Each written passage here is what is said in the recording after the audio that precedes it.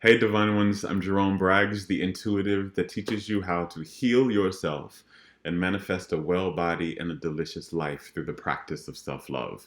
Today's video, I wanted to answer a question I get a lot these days, especially since I've been doing this change in the past year or so, and that is why my work focuses so much on empaths, Black people, and gay men. And I want to speak to exactly why that is. So before I go into those three communities, I want to share that, well, first I want to address this because many people will come to me and they'll say, hey, self-love is for everybody. And you're absolutely correct. Every single soul on the planet needs self-love. Every single soul on the planet cannot function well in the world, and their health cannot function well in their body without self-love as a consistent practice. However, self-love, the practice of self-love, is more challenging for certain communities.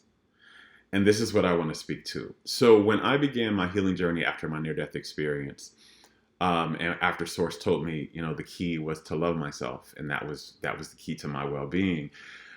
One of the big pieces of that was understanding why I didn't love myself and what the behaviors were and the behavioral patterns were and the vibrational and belief patterns were that caused me not to love myself. And as I began to do that and where they came from. And a big piece of that was understanding like, one, there are pieces of, that I got from being gay.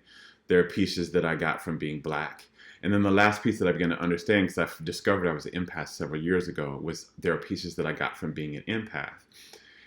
And the big piece of this is, and one of the big pieces around this was that I discovered that self-love is really the practice of receiving. It is the practice of receiving. So what most of us are taught, especially if you're a spiritual seeker. So if you're on the spiritual path, you have predominantly been taught in spirituality about how to be love, how to be loving, how to give love. We hear messages like, it's better to give than it is to receive. We hear messages like, being love is the answer on the planet. That's why you're here. But what you don't hear and what you're not taught is how to be loved. How to be loved. Yes, you are supposed to be loved, but that's only half of your soul. The other half of it is being loved. That makes up the wholeness of the soul, being loved and being loved. And what I've discovered is that those communities, the empaths, the Black folks, and the gay men, tend to have a very hard time with being loved, with moving through the world, receiving love. They are really good at giving it and not good at receiving it. And I want to go through a few of the reasons. So for empaths, right? Empaths, an empath energy makeup, literally the biology of them, especially the energetic biology, it's different. Most empaths can feel other people's feelings. They can feel their thoughts. This is part of what my intuitive gift is. I can literally feel what you feel. I can literally feel what you believe and what you think. And part of that is when you're growing up as an empath child and nobody talks to you about that. One thing is you feel when the people around you in your family system are in turmoil or they're stressed or they're angry, and you feel it in your body. And so because they're not happy, you're not feeling happy. And a way to make your own self happy is to please them, is to serve them, right? And so a lot of empaths grow up being socialized into being even more selfless. They're already coming in. The empath's mission on the planet is to be a light of love. They're to be loved more. And at some point, I'll do a whole video series on empaths because there's so much I want to say. But empaths are really the humans that are here to be the example of being loving. But a lot of their socialization and their traumatization when they're young causes them to go even further into that. And they never learn how to receive love, how to be loved. So you're constantly meeting the needs of other people and neglecting your own. You're constantly feeding other people love while you're being starved of it for yourself.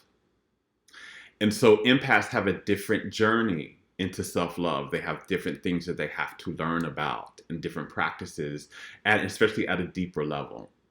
So that's one reason why I talk to empaths. Also, because I'm an empath, I know the journey. I know what it takes. I know the challenges. I know the wounds. I know the behavioral patterns that you need to release. I know what's toxic. I know what's healing for empaths. Because I am one, and that was what I had to learn from myself. So that's why I work with empaths primarily. Black folks, hello, everybody. You see me? I am a black folk. But that's not just why I work with black folks. Black folks also have a problem with receiving. They have the pattern of being overgivers and underreceivers because of so much going on in our culture. One of the messages that is very dominant in black culture, especially black American culture, is this idea of that you sacrifice. That you sacrifice, you sacrifice, you sacrifice. If you sacrifice for the needs of the family, you sacrifice for the needs of the culture. If you're a man, you sacrifice your dreams and your desires to make sure that your family is good, right? So you'll work a job you hate as long as it's making enough money to feed your family, to support, because there's a high message that the man has to be highly supportive. So that makes you begin to neglect your own needs for joy and fulfillment. It will make you put down your passions and get what you think is responsible, right? This is also black women have a very big problem with sacrificing. They sacrifice their dreams, their desires, their fulfillments for a man. So they'll put the man's needs and fulfillments ahead of their own when both are actually supposed to be fulfilled and being met. But most relationships in black culture, the man is being met, the woman is not. And this is what I've seen across time. But remember, I do healing work. I've seen this across time. And then, my God, if you're black and gay, that's a whole nother thing, because you are very much used to suppressing aspects of your personality, expressing parts of your needs and your wants to be accepted by the dominant culture. And so there's this big problem with receiving, with being loved, with receiving your needs and your wants and your dreams and your fulfillments and your joys, with receiving support. This is very high in black culture. We are always showing up to support others, but we're starved to support, which leads to resentment and exhaustion, which is a high epidemic in black culture. So that's just a few things. Like, I can literally write a whole book about these things, but this is just a few things about why I focus on these cultures and these communities. The next one is gay men. So gay men also, when you were growing up, the likelihood that you grew up and got all of your needs met, that you felt safe enough to express your authentic self and to get your authentic needs met, is very low, because most gay men grew up in cultures and in societies and environments and families where that wasn't accepted. And so they suppressed parts of themselves, and they danced. They learned how to mask and do dances in order to one, hide their true self, but also to be accepted by everybody else. But when you mask and you dance, what ends up happening is you don't get your true needs met, and you don't receive love. You don't actually receive love. You get loved for the mask, but your authentic self doesn't get loved. And so a lot of gay men don't really know how to be loved in their truth.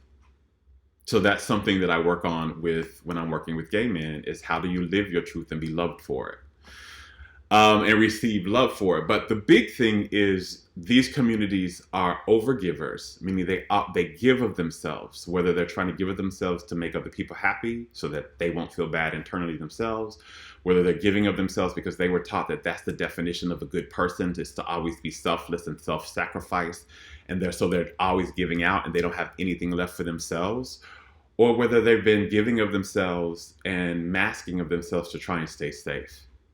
right? So these are the communities that I work with, and I understand each of those journeys because each of those journeys is me. And I had all of those put into one, which is why I was so sick and why I had to do such deep healing work and why I had to uncover all of that. But that's why I primarily focus on those. Yes, everybody needs to learn how to love themselves, but not everybody is starting at the same point with it. Some people are more challenged with it than others are because of their histories, because of their energetic makeups, and because of their cultures. And those are what I understand. So that's who I work with. So I hope this has shed some light on that question. I look forward to seeing you in the next video. Until then, I love you. Now go love yourself. Bye.